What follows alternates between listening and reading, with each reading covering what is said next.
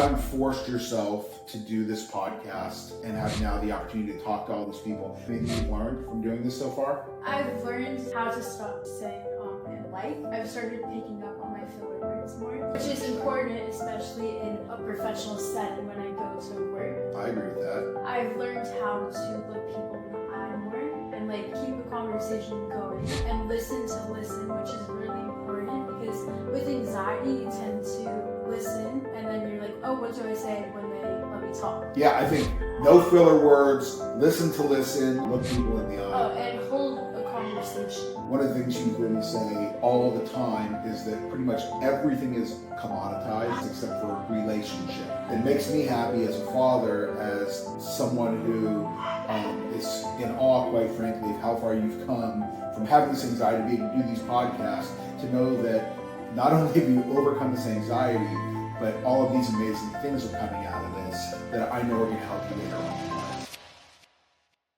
Hi everyone, welcome back to Quest for Knowledge. I'm Mika, Sall, your host, and today I'm interviewing my favorite person, my dad.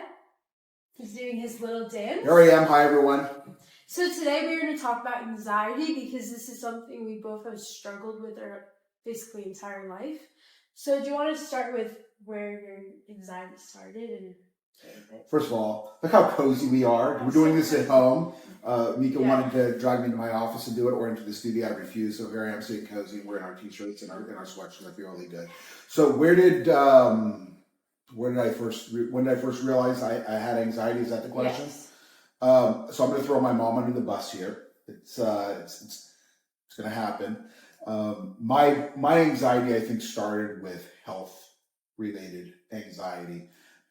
When I was probably in 7th grade, I was having a ton of nausea growing up. In the mornings, I would go to school, I'd feel nauseous. Never threw up, but I would have nausea, and we didn't know what it was. So we went to the doctor, and they gave me some tests.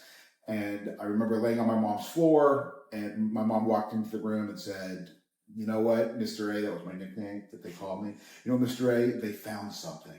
Mr. A, they found something." And the way she said it to me was like, "Oh my God, this awful thing that they found." I don't know what I was thinking it was, but she's like, "It's acid reflux." And when I was 7 years old, when I was in 7th grade, and this is many years ago, acid reflux was not as widely known as it is today. Certainly, I didn't know what it was, and it really freaked me out the way that my mom presented this to me. I would say since then, I've had this terrible health anxiety. The irony is now I work in healthcare, but that's where I think it started with me. It started with this health anxiety. Have you had social anxiety ever? If you guys know him, you know that. Yeah, I don't. No, I don't embarrass easily. You know, Dave likes to joke. Dave is shout out to Dave. Shout out to Dave. My buddy Dave likes to joke that I don't have a medulla oblongata because I don't embarrass. He knows what that is. Apparently he knows it's the brain, part of the brain that regulates or is responsible for whether or not you embarrass, and I really don't embarrass. So no, I've never had social anxiety, but it is something that you struggle with. I have struggled with social anxiety, but just one more question about your health anxiety. Go ahead. Did you do anything to manage your health anxiety? Any coping strategies? Yeah. Mommy would say that I had coping strategies that were not being effective. Share with the audience. Share with the audience coping strategies. I mean, look, when I was younger, I went to therapy.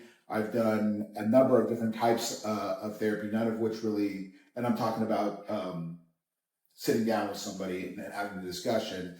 It wasn't until very recently, in the last couple of years, that my wife, your mom, put her foot down. Her and I have been together since we were 22 years old. We're now 47.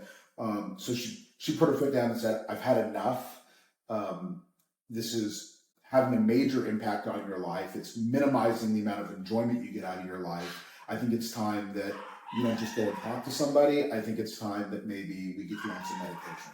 And so that's what we did. And I have to say that the medication that I've gone on has helped tremendously. It's helped tremendously. Zoloft. So good, so tasty. I used to hate it. It's so delicious. Go ahead. Delicious? I love it more than anything. Not as much as you, but I do. The Zoloft has helped. It has helped. There's no question. It's helped more than therapy. You know what it did?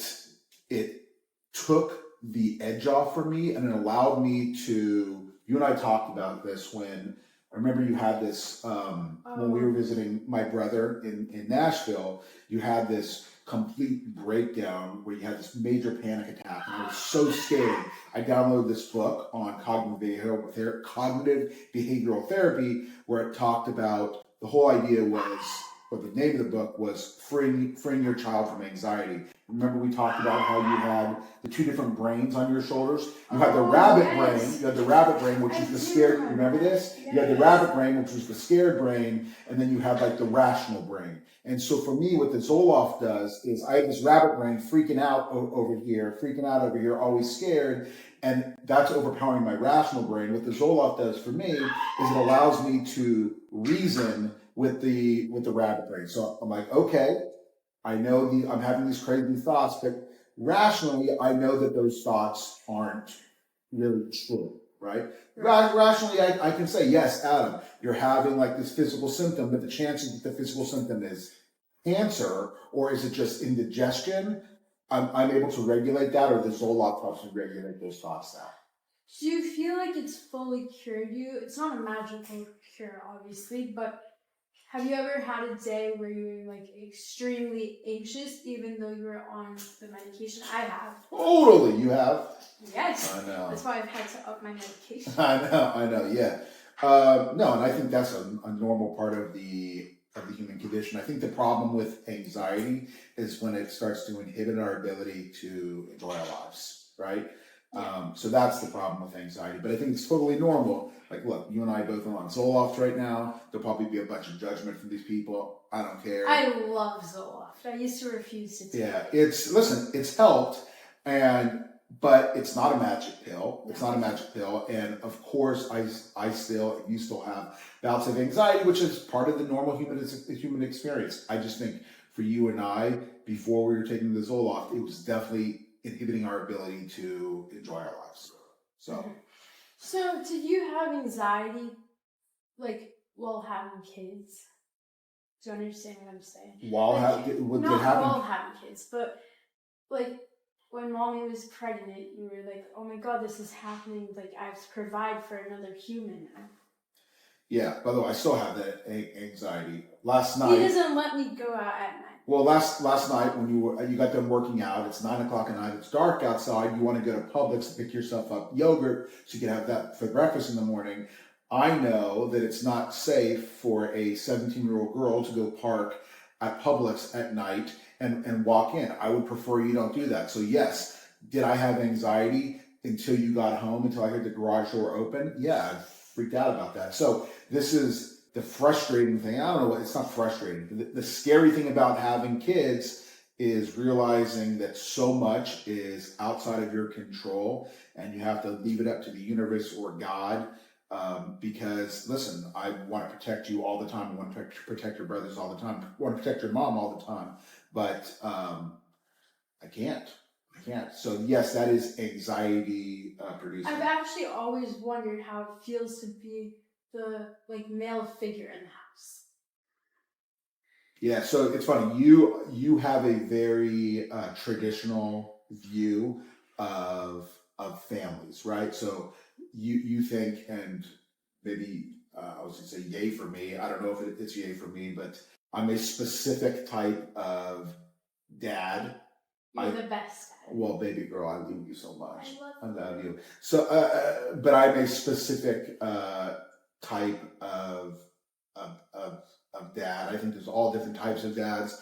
Who's to say which is right or wrong? But I think that your view of fatherhood is a very specific type of masculinity. So what's it like? For me, I feel a ridiculously large sense of responsibility to make sure that mommy and you guys are taken care of.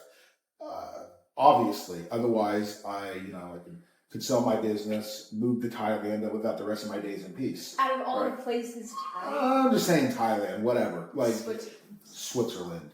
Yeah, Switzerland. No, but I am driven primarily because I want to take care of my family. Yeah. So listen, I think this is something that a lot of men don't talk about. That is anxiety producing. I won't name names and throw certain friends of mine, under the bus without their permission. But I know that having that weight of having to care for your family is definitely anxiety producing for a lot of men. Do you feel like having anxiety as a man, you don't get as much recognition and like validation from people because you're a man? I think there are. I don't want to speak for anybody else, but I think there is. It has been stigmatized in our society that showing any sort of vulnerability when you're a man is perceived to be weak. I don't view it that way. Again, maybe it's you don't get embarrassed. Maybe it's because I don't have a medulla oblongata. But for me, no. Like and you know this to be true, right? I'm very open about talking about any and all of my problems and issues with anybody that will listen. The waiter at dinner, right? The checkout lady at the supermarket, the flight attendant on the. I don't care. I don't care. I do see that. I know. And I wonder sometimes if that is a defense mechanism for me, for my anxiety. Look, because of my health anxiety, when I go to the doctor, I'm always talkative, as you know, but when I'm there, because I'm feeling anxious automatically just being at the doctor's office, I start making jokes and I get extra talkative. That's why? I think it's because, quite frankly, I'm anxious there. Yeah, if I'm being candid, I think that's what it is. So, like when Asher got his ears pierced, Asher is my brother, by the way, and you were making jokes there. Were you anxious about that? No, they are just making jokes. Just jokes. Yeah. He actually is the funniest person you'll ever. I made jokes about. And that's just typical of how I've decided to father, is that I am nothing's off limits. I make jokes about everything, and look, I take taking care of my family seriously. I take my business seriously. I don't take myself very seriously. I like to laugh. So he does like to laugh. So on this anxiety thing, I think this is interesting. So when I think back, and Kenny Tratner was texting me today. Kenny Tratner is a buddy of mine, and he owns a blowout salon, and Mika was in there. Blow Boca, shout out. And Mika was in there getting her hair blown out, and Kenny told me, he's like, dude, I cannot believe how far Mika's come. You must be so proud. And I got to tell you something, I'm blown away. And this is a huge testament to your resilience and strength, that you had this thing in your life, anxiety, right? That, look, it's chemical. Unfortunately, it's hereditary. It runs in our family, and you struggled with it. And Kenny saw a lot of the time you struggle with it, and Thank you, Dad. Yeah, and the amount of growth. I mean, even being able to do this podcast, when I see you doing it with other like professionals in the community and people you've met on LinkedIn, how hard that must be for a 17-year-old girl to sit across with someone 3 times her age with a bunch of life experience, and for you to sit there and be able to ask questions, knowing the anxiety that you have had your entire life and overcome and worked hard to overcome. Nugget, I couldn't be more proud. I could not be more proud. I love you too, baby. We're not finished. Okay. What else? Made me so emotional. I just want to say that it is hard, and the first time I did the podcast with Steve Berg. No, you did Bernadette Bruce. I was Bruce. so nervous for that one, and the funny thing is, it was over Zoom, so it wasn't like I was sitting face to face to her. But like just putting myself on YouTube, on Spotify, eventually on other platforms, it's like nerve wracking because I could screw up, I could say things that don't make sense, I could mumble or whatever, but it's just, it takes time to learn how to do. And if you never start, you're not gonna quit moving. Yeah, if you never start, if you never start, you're not gonna do anything, no, right? That's what I tell you about the gym with me. I'm like, you have to start to start. It is. And in in business, we think a lot about paralysis by analysis, right? Being so focused on every single detail that it prevents you from just starting, right? So a big thing for me, and you said this, is look, it may not be perfect the first time, but I'll learn from it. And I remember you said that to me after you did the first podcast. You sent it to me, and you wanted feedback, and I thought you did really great, but I had some feedback, and you said, I'll learn from it. And it was so matter of fact the way you said it that there are moments in your kid's life, you'll know this, when you look back and they have such insight. And that particular piece, when you said, I'll learn from it, just made me so proud because it was so insightful of you to know that, hey, listen, whatever, I'm going to make mistakes, not going to be perfect, but I'll learn from it. So, have you ever felt that way in your business? Like, specifically, what made you want to start with your business besides Baba? Like, when did you just decide to just start? Because you could have went over and like, oh, is this perfect? Is this perfect? But you just started. Yeah. Besides the background, which and I'll just give a brief background on this. That my wife and I now, and for the last 5 years, have had a private duty home healthcare company here in Florida. My background is not in healthcare. My background, I worked on Wall Street for 20 years.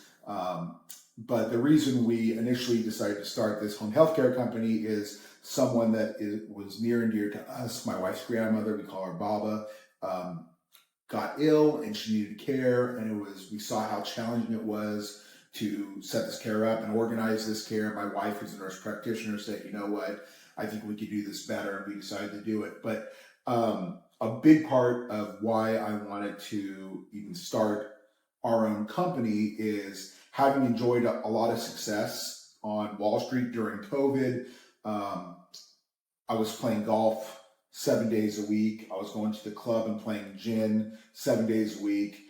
I'm a young man now, still 47. Then I was 42, it was 5 years ago, 42, 43. And I remember sitting there thinking to myself, this can't be all I'm going to do. Like, for the rest of my life, I'm just going to play golf 7 days a week. Like, so for me, I wanted to push myself, and I wanted my days to have purpose. So now that was the initial reason why I thought to myself, okay, let's do something. Let's get out of our comfort zone. Comfort obviously is the enemy of growth. And so we decided to do it. It took some time, obviously, to convince mommy to do it, but obviously I think now she's very happy that we did it. Oh, yeah. Yeah. So do you think it's more fulfilling than your other job? Totally. Again, nothing against Wall Street, nothing against, but for me, besides the obvious, where I know we're making an impact on people's lives by providing great care. One of the things that I love about being an entrepreneur is our ability to affect those of us or the people in our organization and help them grow as well. So all the people that work for us now, being able to provide opportunities and help them get to the next level personally, professionally, I get so much gratification watching that. So 100%, I could not be any happier than I am doing what I'm doing. And the fact that I get to do it with mommy is like... Also, the fact that you live with her, work with her, I think that you should share your secret with them. Listen, I'm just comfortable with her beating me repeatedly. That's why I cry myself to sleep every single night. It's not really a full cry, it's more like a whimper. like one of those. But look, the secret, I think, all jokes aside, is that we're best friends. Like, I love the woman. So I love her too. Yeah, I love her, and I think we're good communicators. I think when we do have disagreements, we're not trying to. No one's trying to win.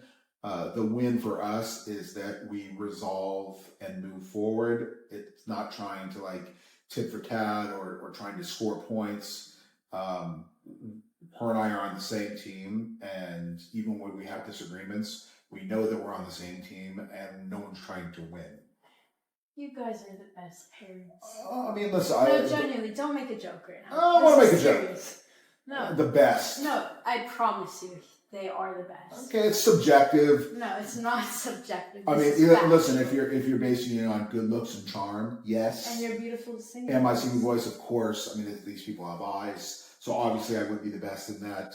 And the biggest fight they've ever had is when he walked like 5 miles home because of food. I mean, food's important to me. Obviously. My mom got his order wrong and he decided to walk home.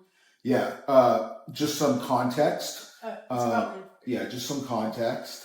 We were driving, and she decided that she was going to order it online rather than do it over the phone. I said, babe, I know they're going to screw it up if you do it online. Please call them. She's like, it'll be fine. They won't screw it up. She did it online. We got there. They screwed it up. I was enraged. And I walked home 5 miles. It happens.